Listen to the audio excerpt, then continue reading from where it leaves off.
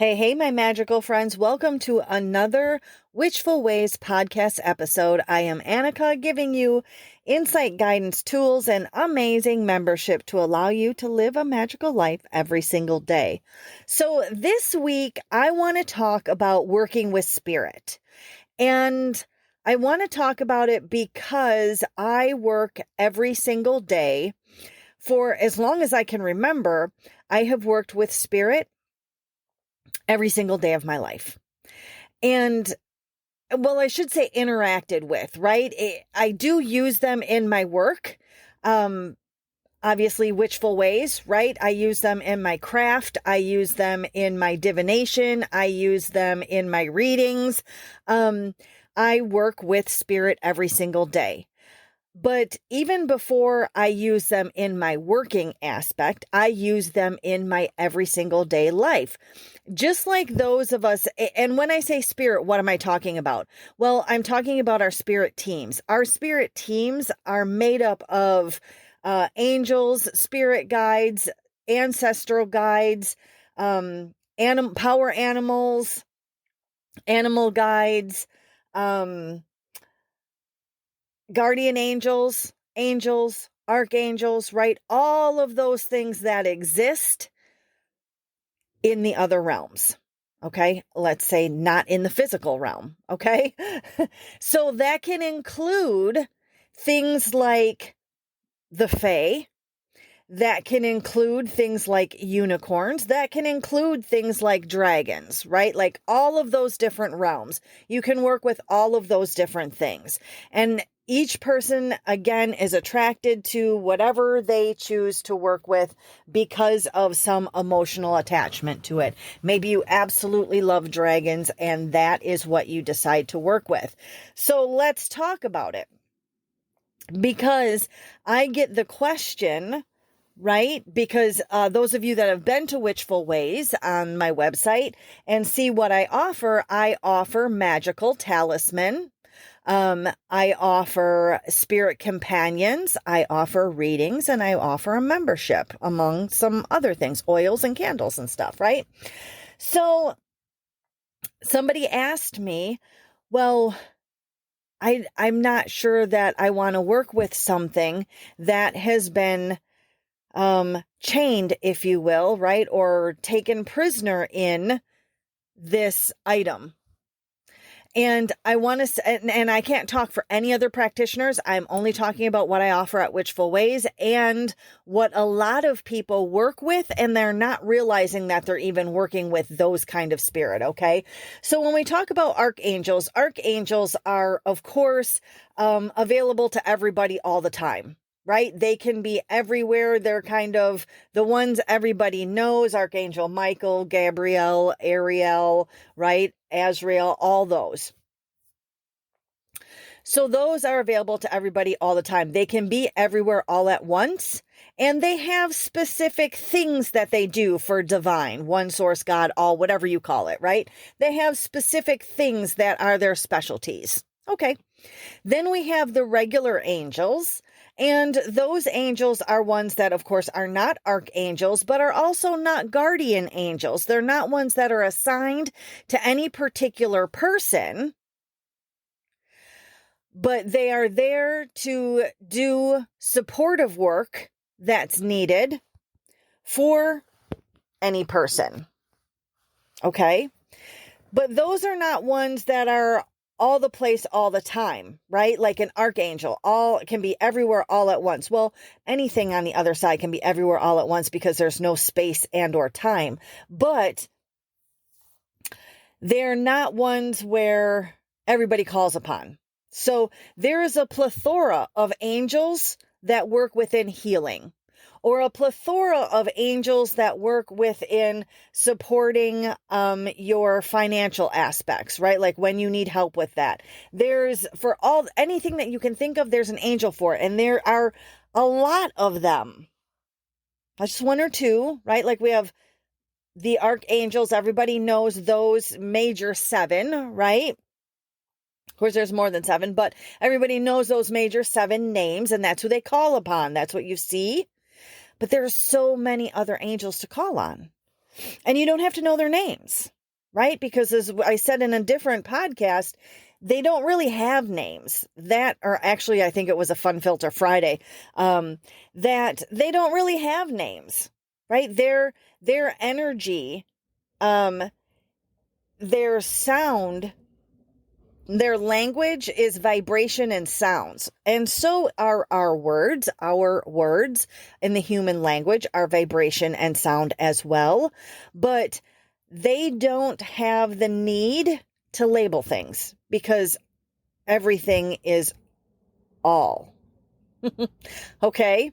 And we're not going to go into that. But so anyways, you don't need to know their name is the main point I was trying to make.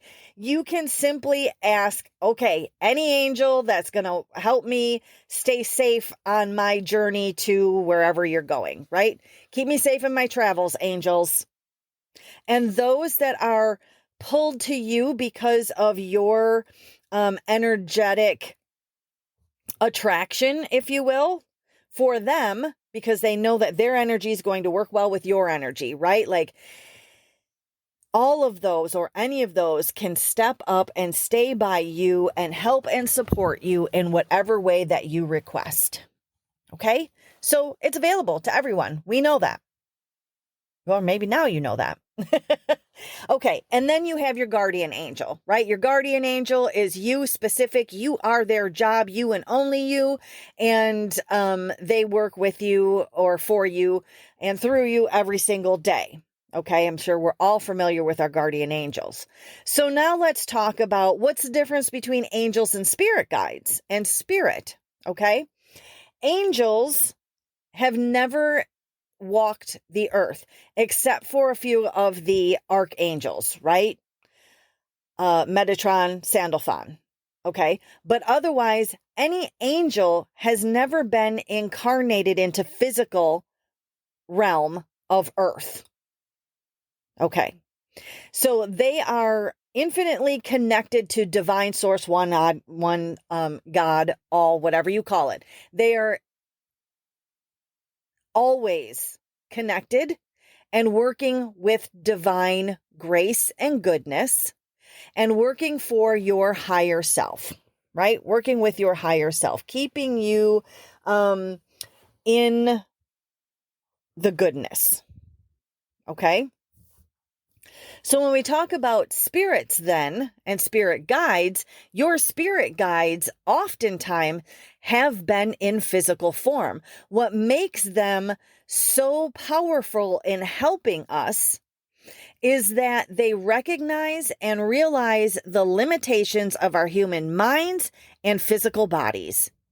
And angels don't have that. Okay, they can understand, right? Like the concept of it, but they don't really truly understand it, kind of like things you can never understand unless you live through them, right? Unless you experience them. Same thing with being in a physical body. How could you explain that to somebody that's never had that experience? They can understand it in concept. Okay, so that's what makes working with spirit guides so powerful, because they understand our limitations.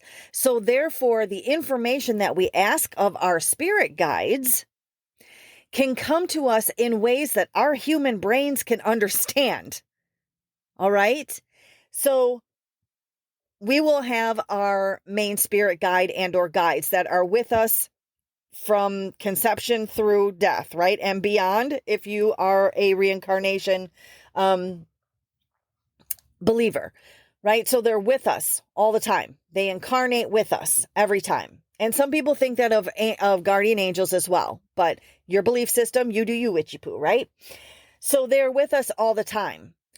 So that is the one that works with us, or we can work with most closely to be able to expand our our psychic senses, because they work for us. They're working for our benefit. They know what our life purpose is in the moment, in this time, because it morphs throughout our time, right? So they understand that.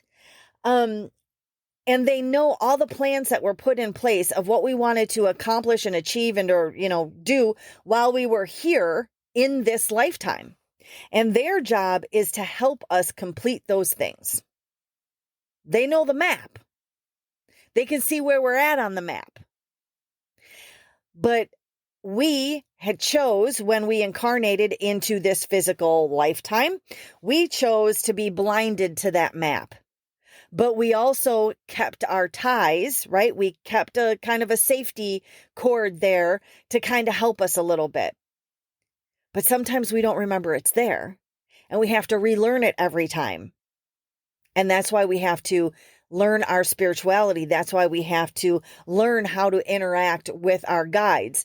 Some of us don't. Some of us remember our guides right from the get-go, right? Like there's never been a time we haven't had our guide with us, or had something that we were interacting with that we didn't realize until we were older was actually a guide. So that is your spirit guide. Now, again, you have a main one and you have supportive guides. You have guides that aren't assigned to any particular person, but they have specialties that they help anyone in need with. So again, if a woman becomes pregnant, they may send in additional guides to support that woman on all different levels, through the transition and the birthing process, right? And then when that is resolved, or in their minds is resolved, it's done, it's over, then they will leave and they will go to help somebody else. Okay? So those are your supportive guides. Now, we also have in there your ancestral guides. Those obviously are ones that are your ancestors that have a more stronger bond to your energetic print, if you will, right? To your spirit, your higher self. And they work to support and help us a little bit more intensely than those supportive spirits, right? They come to their ancestors and look over their ancestors because that's part of their soul group, which again is a whole nother thing. But so you have those. And then you also have the spirits that are mythological or created. And those would be your jinn.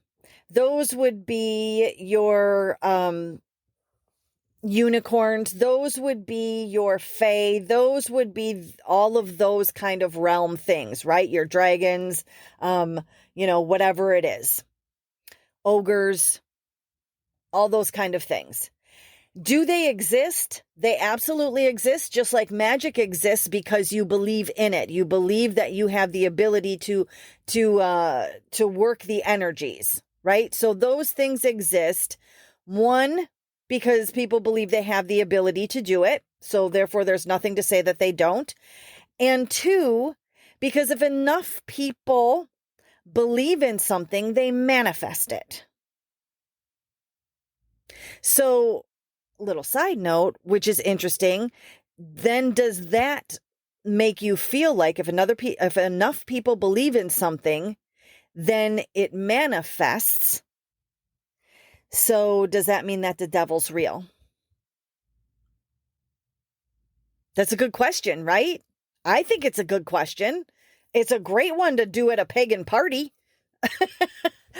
right? Because if you believe that you can manifest something, or that a group of people can manifest something, like a coven gathering, or something like that can manifest something, then by all means, on a mass global scale, on a huge scale, if you have so many people believing in one thing, will it manifest? I believe it does. But does it manifest only for those that believe in it? There is where my creations come in, what I offer as companions at Witchful Ways. Okay? So if there is something that you have a spark of belief to, it can be true for you, right? We know that in all different aspects. If you have a spark of doubt about something, or something you can do, a limitation that you have, you can expand upon that, right? You can fan the flame, basically, and therefore it grows and it becomes a truth for you. So just like I like to equate the companions that I offer as, they are magical energies that perform tasks. They are personified magical energies. That's what they are. Just like deity in some aspects are personifications of certain traits or abilities. No different in the companions that I offer. So some of these companions are ones that have stepped forward as those spirits that are not guardians, that are not ancestral, that are the supportive, right? And just like in life, when you go, oh man, when I cross, I don't know if anybody else does this. Maybe it's just me where I go, man, you know what? When I cross over, when I become a ghost, right? When I get into spirit form, I am so going to make sure that I go around and sit next to any child that is in the hospital for, cancer, battling cancer maybe, or whatever it might be. Not sure if that's just me. I don't think it is, because I know I've had conversations with others that feel the same way, but, so it's kind of like that pull. And then if you think about, you have that, and then when you do cross over, when I cross over into spirit, am I going to be able to do that? Or am I going to go, you know what? I really want to work with children that have a fear of hospitals, right? That's what I want to work with, children that have a fear of hospitals. So I am going to search out somebody or a place that I can connect with that will allow me to do that. Now, because I have the ability to interact with spirit, I have my entire life to interact with spirit, that allows me the gift of being an open microphone. Okay. Now, I've got to say, there aren't very many that I offer that way. 99% of mine are astral creation. And this is something that I learned to do at a very young age, starting at 12 years old, actually, and I just turned 50, starting at 12 years old, actually, where if you think about, the easiest way that I can explain it to you is if you think about a cake and making a cake from scratch, right? Or even box, whatever. But you have all these different things that are in and of themselves, something that is useful, something that is in existence, right? And something that has energy, which we know everything does. So you have your flour, you have your eggs, you have your butter, you have your cream, you have whatever you're putting into, for flavoring. You've got all your different ingredients, but individually, even though they all have their own properties and benefits and energies, when you put them together in the right way and bake it, right, if you will, in the right way, then you come out with something completely different than what you started with, but has a totally different benefit and energy to it. Same thing with the companions that I offer. They are thought form. So that means that when I sit and I work in my sessions, I prepare myself in a way that I've been taught, and again, that I've been doing my entire life, to allow these different ingredients to come with a final result in mind. So when you start and you're gathering your ingredients for your cake, you're not just gathering things just because you don't know what you want to do yet, right? You have an end result in mind. You know that you want to make a chocolate cake with strawberry custard, maybe filling. Right? You know that that's what you want to make. So you go out to get the ingredients for what can create that. And then you go ahead and create, by mixing it all together. And when you put it in the oven and bake it, that's when it actually, because before then you just have a mixture of all the stuff, right? It's still not a cake. When you put it in the oven, and you have the expertise, right, if you will, of the temperature and the timing and, how to make sure that it's done and all those things, you're able to get the final result that you had in your mind from the get-go. Same thing when it comes to my creation of my companions that I offer. It goes through the same process.